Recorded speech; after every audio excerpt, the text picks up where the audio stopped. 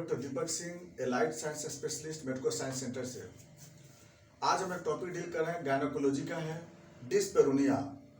क्या होता है डिस्पेरोनिया? डिस मतलब होता है डिफिकल्ट या पेनफुल, पर मतलब यूनियन या पर यूनियन, यानी पर यूनियन मतलब कि सेक्सुअल इंटरकोर्स के समय जब दर्द होता है या पेनफुल सेक्स बोल सकते हैं हम लोग इसको, तो उस कंडीशन को हम लोग बोलते हैं डिस्पेरोनिया।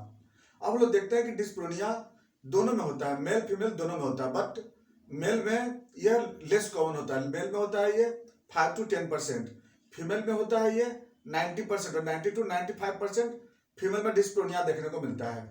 चलिए, तो दोनों के बारे में हम लोग अलग चलेंगे। पहले तो लोग ये चलते हैं कि जो फीमेल केस में ये ज्यादा मिलता है, तो फीमेल केस में ये जो बोलते हैं आपको, इसमें जनरली दो तरह का होता है।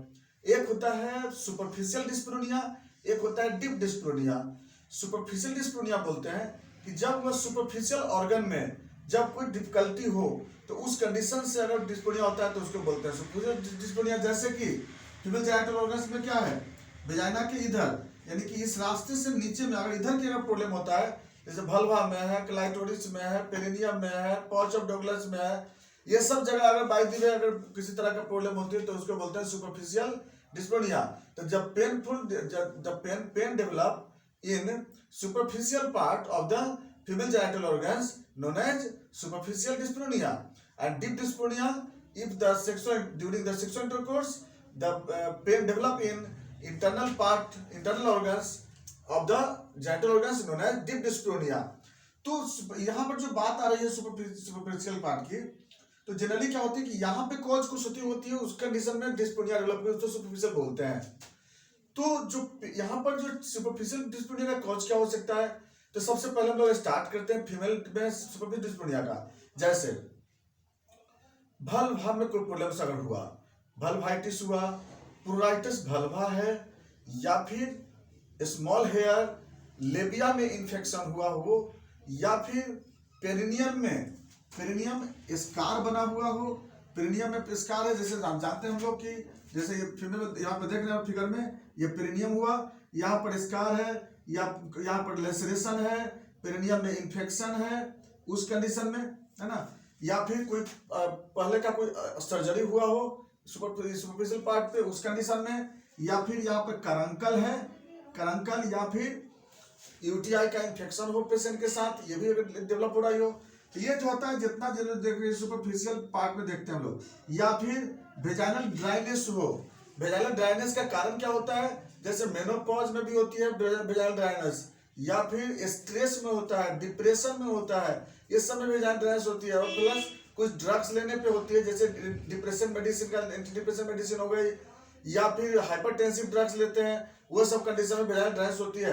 क्योंकि हम जानते हैं कि जब सेक्सुअल इंटरकोर्स के समय जब मेन जेनिटल ऑर्गन जब इससे जब टच करता है, जब फ्रिक्शन होता है, क्योंकि क्वाइटस इसी को बोलते हैं। क्वाइटस का मतलब क्या होता है कि जब मेन जेनिटल ऑर्गन्स का जब स्किन जब इससे जब फ्रिक्शन होता है, तो इसके फ्रिक्शन होने की वजह से ही जो इजाकुलेशन होती है। तो फ्रिक्शन जब होगी तो इसके दोनों के बीच में, इसका सेल और इसके सेल के बीच में अगर फ्रिक्शन लेस कोई सब्सटेंस होगी तब इंजरी नहीं होगी। लेकिन क्या होगी, ड्राइनेस हो जाएगी, तो फिर ड्राइनेस इसको म्यूकस का सिंथेसिस होगा तो ड्राई होगी ही। तो इस कंडीशन में जनरली ऐसा होता है। तो इसलिए मेनोपॉज में बोल रहे थे, स्ट्रेस में बोलते हैं, डिप्रेशन में बोलते हैं, ये सब कंडीशन में जनरली ऐसा होता है। अगला जो कॉज आता है वेजिनिस्मस बोलते हैं। वेजिनिस्मस में क्या होती है कि जो इनवॉल्युंटरी जो टाइटनेस हो जाती है, यहाँ पर मसल टाइट हो जाती है, तो इसकी वजह से क्या होती है, वह सब सुपरफिशियल आपको डिस्पेरोनिया में दिखाई देता है। अब आते हैं तो डीप डिस्पेरोनिया।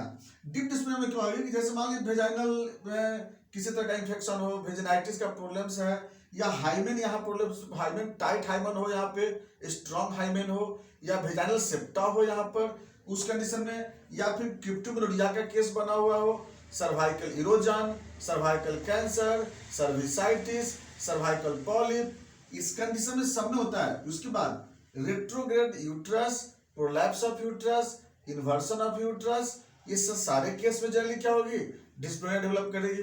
इसके बाद यूट्राइन फाइब्रॉइड,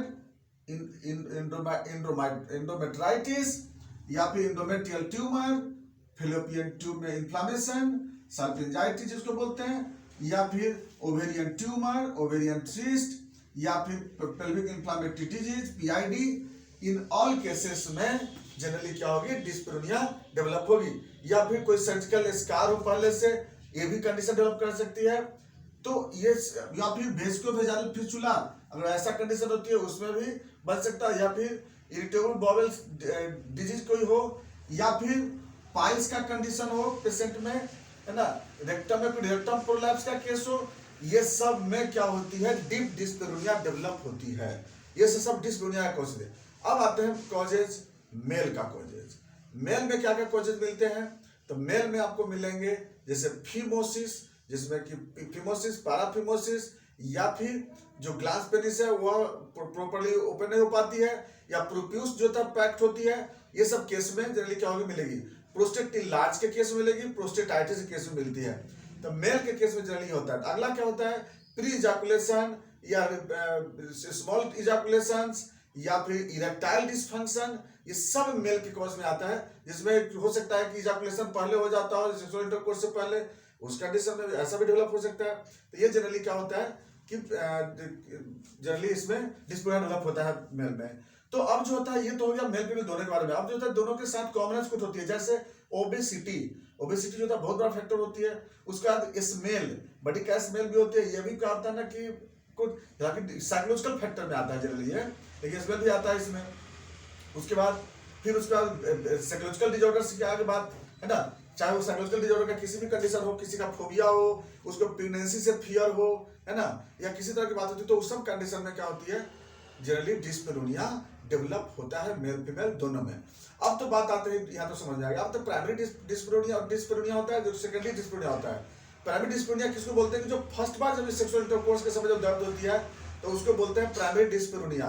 जिसे फर्स्ट बार में क्या होती है, फर्स्ट बार प्राइमरी डिस्पेरोनिया में क्या दिक्कत होती है, एक तो प्रेगनेंसी से फियर होता है, पहला कंडीशन। दूसरा हाइमेन का डिजॉर्डर्स होती है, तो इसको बोलते हैं लोग प्राइमरी डिस्पेरोनिया। तो प्राइमरी डिस्पेरोनिया मतलब फर्स्ट बार जो होती है तब। सेकेंडरी डिस्पेरोनिया किसको बोलते हैं, कि जब इन्फेक्शन हो जाने के कारण से, या यूट्रस में कोई प्रॉब्लम की वजह से, हिस्टेक्टोमी के कारण से, या पेरिनियम की किसी डिजॉर्डर से, या फिर पॉच ऑफ डेगलोस के डिजॉर्डर से, तो ये सब वजह से अगर वायदी होती है तो उसको बोलते हैं लोग सेकेंडरी डिस्पेरोनिया बोलते हैं। अब जो बात आते हैं सिम्टम में, डिस्पेरोनिया का सिम्टम क्या होगी, तो डिस्पेरोनिया का सिम्टम क्या होगी, जनरली क्या होगी, जब पहला सिम्टम तो हो गया कि पेन होगी। इसे पेन होता है, सुपरफिशियल पेन हो सकता है। पहला होता है सुपरफिशियल पेन। सुपरफिशियल पेन क्या होती है, कि जब जो सुपरफिशियल पेन इस एरिया में होता है, जैसे वेजाइनल या फिर उसके एरिया में होता है, कैसा पेन होता है, कटिंग पेन होगी, यहाँ पर बर्निंग पेन होगी, एकिंग पेन होती है।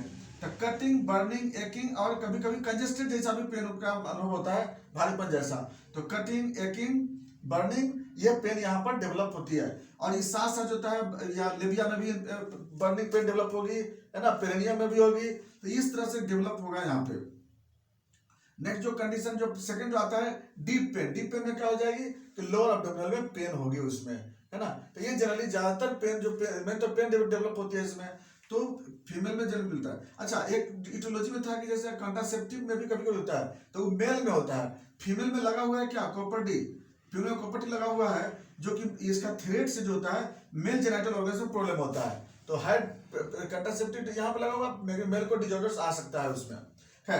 तो ये बता दे, तो इसमें क्या है ना, कि फीमेल को पेन नहीं होगी, इसमें मेल को पेन होता है। फीमेल में ये कंट्रासेप्टिव डिवाइस लगा हुआ है इसमें। तो अब जो बात आते हैं इसमें लोग, सेकंड सिम्टम आती है इसमें। तो एक सिम्टम मेनली इसका आता है। दूसरा जो होता है बर्निंग में, बर्निंग लुक्चुलेशन हो सकता है, या हो सकता है कि स्टूल में कभी कभी कंस्टिपेशन देखने को मिल सकता है। अदरवाइज ये सिम्टम, पिकुलियर सिम्टम उसमें नहीं आता है। स्पेसिफिक सिम्टम आता है सिर्फ जो सेक्सुअल इंटरकोर्स के समय यहाँ पर पेन होती है। मेन ये चीज आ गई इसमें।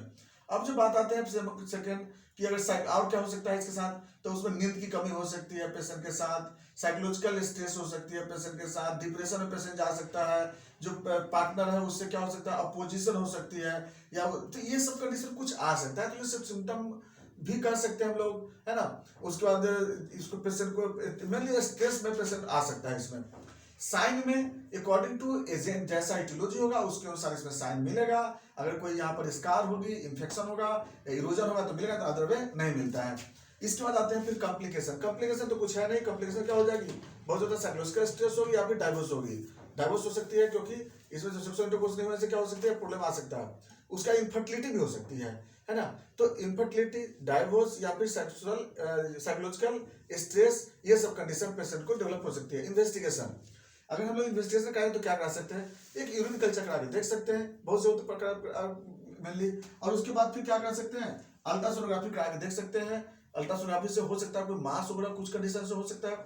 उसके बाद पीवी एग्जामिनेशन, डायरेक्ट क्या करते हैं, पीवी एग्जामिनेशन से डायरेक्ट हम लोग देख सकते हैं कि कोई तरह का वहाँ पर इल्यूजन है, कोई सर्विस में कोई डिसऑर्डर है, तो डायरेक्ट हम लोग पीवी एग्जामिनेशन से भी करके देख सकते हैं वहाँ पर। तो ये हो सब लगा इन्वेस्टिगेशन हो गई। अब बात आते हैं मैनेजमेंट में। मैनेजमेंट में क्या कर सकते हैं, तो सबसे पहला मेल के लिए क्या आपका मैनेजमेंट करते हैं कि जो अगर इरेक्टेशन की प्रॉब्लम होती है तो उसका ट्रीटमेंट करते हैं पहले लोग। फिमोसिस, फिमोसिस है, उसको फिर ट्रीटमेंट करते हैं हम लोग उसको, है ना। उसके बाद प्रोस्टेट इलाज है, उसका फिर ट्रीटमेंट करते हैं। और अगर बाय द वे ओबेसिटी है तो वेट को रिड्यूस करेंगे, तो दोनों के लिए करते हैं, क्योंकि ओबेसिटी में तो प्रॉब्लम क्रिएट करती ही है। इसके अलावा फीमेल में क्या हो सकता है, जो स्मॉल अगर हेयर की वजह से अगर प्रॉब्लम आती है, जैसे अगर लेबिया में हेयर और रहने के कारण जो होती है वो इरिटेट कर सकता है, अब उसकी वजह से। या फिर अगर थ्रेड अगर है तो हम लोग इसको क्या कर सकते हैं, या तो फिर डिवाइस को भी निकाल लेंगे हम लोग, नहीं तो फिर क्या करेंगे, किसी तरह से उसको मैनेज करेंगे। उसमें लोग स्पॉन्ज लगा कर स्पॉन्ज दे सकते हैं, या फिर बैरियर मेथड का यूज कर सकते हैं हम लोग सेक्सुअल इंटरकोर्स के लिए। इसके बाद during sexual intercourse lubrication use कर सकते हैं हम लोग, है ना। ये हम लोग वहाँ ये पेशेंट को एडवाइस देते हैं। और फिर उसके बाद कोई हार्मोनल ट्रीटमेंट हो तो उसको हार्मोनल ट्रीटमेंट भी कर सकते हैं। ये था इसका पूरा डिस्प्रोनिया। अब बताते हैं फिर मेडिसिन में। तो एलोपैथी मेडिसिन में तो कई ऐसे मेडिसिन आते हैं जो कि दे सकते हैं, पेन के लिए दे सकते हैं, लेकिन होम्योपैथिक में मेडिसिन में आता है जैसे मैगफॉस है, बेलाडोना है, सेलेनियम है, उसके बाद कैलक्रिया कार्ब है। ये सब कुछ ऐसा मेडिसिन है जो दे सकते हैं, जिसमें मैगफॉस सबसे अच्छी दवा है, नेट्राम्यूल भी है ना, इसका जिनसेंग है। ये सब कुछ मेडिसिन जो है दोनों पार्टनर के जैसा इटियोलॉजी होगा उसके अनुसार हम लोग इसको मेडिसिन दे सकते हैं। यही था मेरा डिस्पेरोनिया।